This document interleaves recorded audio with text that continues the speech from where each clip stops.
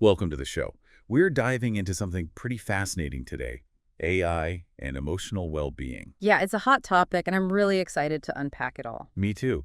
And we're not just skimming the surface here, we're going deep into research, digging into what people are saying in the Pi chatbot community, even breaking down how Pi actually responds in, emotionally charged situations. Yeah, it's one thing to talk about the potential, but seeing it in action, that's what makes this so interesting. Totally. So anyone tuning in has probably heard the buzz about AI for, emotional support. But I'll admit, when I first heard about it, I was a little like, really? Can a computer actually get what it means to be human and, offer real support? I think that's a very natural reaction. It does sound a bit sci-fi at first. It totally does. So let's start with the basics. What are these adaptive bots everyone's talking about? How are they different from those, clunky customer service chatbots we've all encountered? Yeah. I keep hearing the term LLM, but I need a little help understanding what it actually means. Right, so LLMs, or language learning models, are a whole different ballgame. They're built on, really complex algorithms and train on a massive amount of data. Think text, code, the whole shebang. Okay, so they're absorbing all this information, but what does that actually allow them to do that's different? Well, the learning part is key here. They learn to understand and generate human language in a way that's incredibly fluent and adaptable, something we haven't really seen before. Okay, so they're not just spitting out pre-programmed responses anymore. Exactly. It's like having a conversation with someone who not only gets the words you're saying, but also the, emotions underneath. They Yeah. can pick up on your tone, your word choices, even your pauses, and respond in a way that feels, personalized. So they're actually processing the emotional layer of what we're saying. That's pretty wild. It really is. And it all comes down to something called natural language processing, or NLP. It's Yeah. how these models really grasp the nuances of how we communicate, even analyzing things like So sentiments. Like, are you feeling happy, sad, angry? LLMs can actually detect that and adjust their responses accordingly. wow, okay. That's starting to sound less like sci-fi and more like, well, the future is now. Right. But before we go too far down the rabbit hole of algorithms and sentiment analysis, I think it's helpful to zoom out for a second. Mental health support has a long and complicated history. It absolutely does. So where do these AI companions fit in? What's the historical context here? You're right. Context is key. To really appreciate how big of a deal this is, we have to go back, way back. Imagine ancient Greece Hippocrates is putting forth this idea that mental distress comes from, get this, an imbalance of bodily fluids. Bodily fluids. That's a far cry from AI therapy. You're going to say that again. And for a long time, our understanding of mental health was pretty limited. But slowly, things started to change. So how did we get from bodily fluids to, well, where we are now? It's a journey. In the 1800s, you have Sigmund Freud shaking things up with psychoanalysis, right? That was huge for paving the way for modern talk therapy. Right, like the talking cure. Exactly. And then mid-20th century, a new approach emerges. Cognitive behavioral therapy, or CBT for short. CBT. I've definitely heard of that. It's still one of the most widely used therapies today. CBT is all about pinpointing and changing negative thought patterns and behaviors. So we've gone from bodily fluids to psychoanalysis to CBT. That's quite the evolution. It really is, but there's always room for innovation, and that's where these AI companions enter the scene.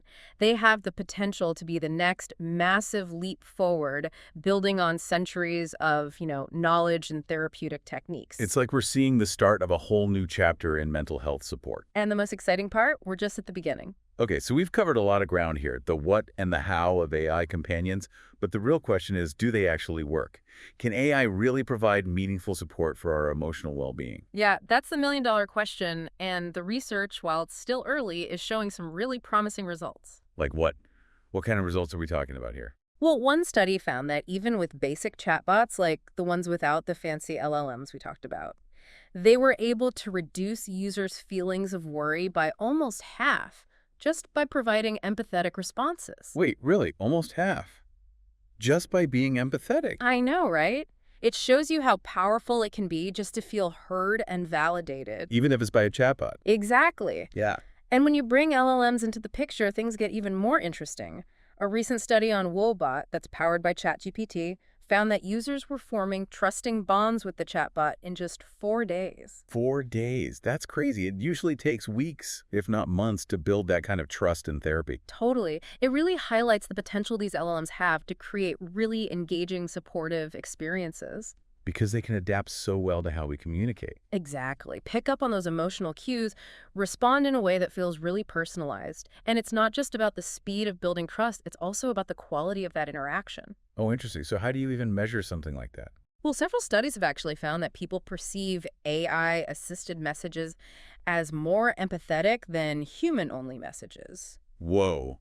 So not only are they building trust faster, but they're also seen as more empathetic. Yeah, it's pretty wild. That's amazing. But you didn't just stop at the academic research, right? Oh, absolutely not. Because as cool as the research is, it's important to hear from the people actually using these chatbots, right? 100%. The numbers are great, but they only tell part of the story. I wanted to know how these AI companions were landing with real people. What are their actual experiences, good and bad? So I decided to dive into the Pi chatbot community. They've got this Discord server. They call it the Pi Party. Okay, the Pi Party. I love that. That sounds like the perfect place to get those raw, unfiltered insights. Exactly. People from all walks of life are sharing their Pi experiences, giving advice, navigating this new world together. It's like a digital support group, but maybe with fewer awkward silences. I can imagine. So how did you even begin to make sense of all those different experiences? It was a lot, but I started to notice these patterns, the ways people were using Pi. So to kind of capture that diversity, I came up with 3 user personas: Sophia, Olivia, and Alex. Okay, I like this user personas. Tell me more. Okay, so Sophia, I think of her as the compassionate. She's really drawn to Pi's mentoring aspect, uses it to manage stress, find inspiration, work through those tough emotions. So she's looking for guidance, support, that kind of thing. Exactly. Then there's Olivia. She's the mindful. Olivia really values the fact that Pi creates this safe space to just process her emotions without judgment. Appreciates those human-like responses, finds it helpful for mindfulness, building self-awareness. Okay, so very different needs, but both finding value in what Pi offers. What about Alex? Right, Alex is interesting. He's the thoughtful. Alex is using Pi to grapple with the big questions, existential dread, complex philosophical ideas, stuff like that. It's amazing how the same technology could be used in such different ways, right? Yeah, it really is. And what's fascinating about Pi is that it seems to adapt to each person and their needs. So it's not a one-size-fits-all kind of deal. Definitely not. Okay, are you ready to see this thing in action? Oh, you know I am. You actually included real conversations from Pi in your research, like snippets of dialogue. Yeah, I really wanted to see how these AI companions, with all their capabilities, how do they actually respond in those emotionally charged moments? So let's hear it. Give us an example. What is Pi saying when things get real? Okay, so this one example really highlights how Pi uses something called reframing. It's a really powerful technique they use in CBT, cognitive behavioral therapy. I've heard of that, yeah. So a user tells Pi, "I'm just sick of life." And it's clearly a cry for help, a moment of deep despair, right? A less sophisticated chatbot. They might say something super generic like, "Cheer up," but not Pi. Pi responds with, "I guess what I'm trying to say is that even if their lives wouldn't end if you died, their lives would still be worse without you in them. You clearly have an impact on the people around you, even if you don't realize it." Wow. Instead of dismissing the user's feelings, Pi reframes their negative thought in this really subtle but powerful way. Exactly. And it gets to the heart of what makes Pi so compelling. It's not just offering generic advice, it's meeting users where they are emotionally and using these sophisticated techniques to help them see things differently. It's like Pi has this whole toolkit of therapeutic techniques, which is both really impressive and kind of intimidating, right? A little bit. I mean, it really makes you think about the future of therapy and the role AI might play in our emotional lives. Okay, listeners, things are about to get really interesting because we're about to step into some seriously uncharted territory. But before we go full speed ahead into this brave new world, we need to talk about the elephant in the room, or should I say the chatbot in the algorithm. You mean the potential risks and ethical considerations? Exactly.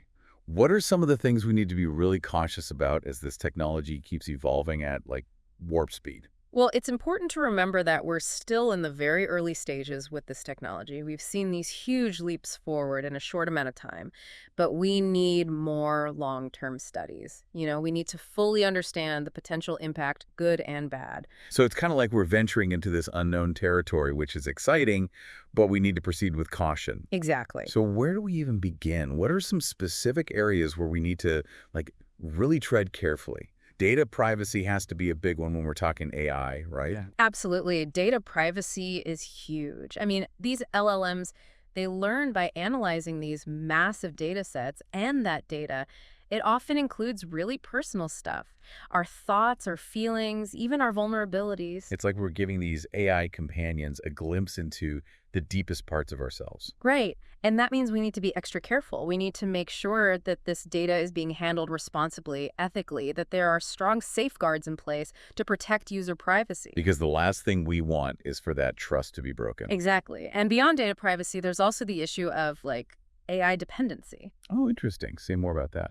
Well, we don't want people becoming so reliant on these AI companions that they start neglecting real-life relationships, support systems. Because as amazing as this technology is, nothing can replace human connection. Exactly. Human connection, it's essential. AI can be an incredible tool, but it should be just that, a tool, something that complements our human interactions, not replaces them. It's about finding that balance. 100%.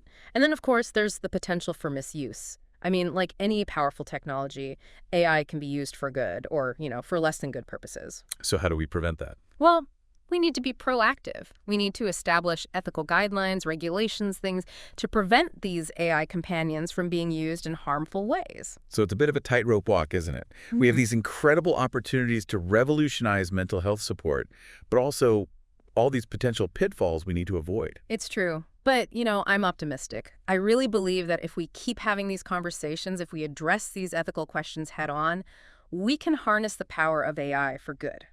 I like the way you think. Yeah.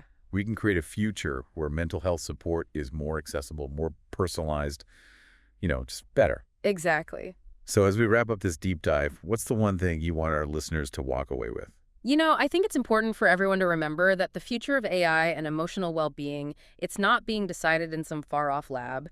This is a conversation we're all a part of. That's such a good point. So how can our listeners be a part of this conversation? By staying informed, by asking tough questions, by engaging in thoughtful dialogue. We can all play a role in shaping how this technology evolves. We can make sure it's being used to create a world where everyone has the support they need to truly thrive. I love that. So well said. And listeners, if you're feeling inspired to explore all of this, we'll have links to all the research we talked about in the show notes. You can even check out the Pi chatbot for yourselves. It's totally free to use. And who knows, you might just have your own aha moment. Until next time, keep exploring, keep asking questions, and keep those conversations flowing.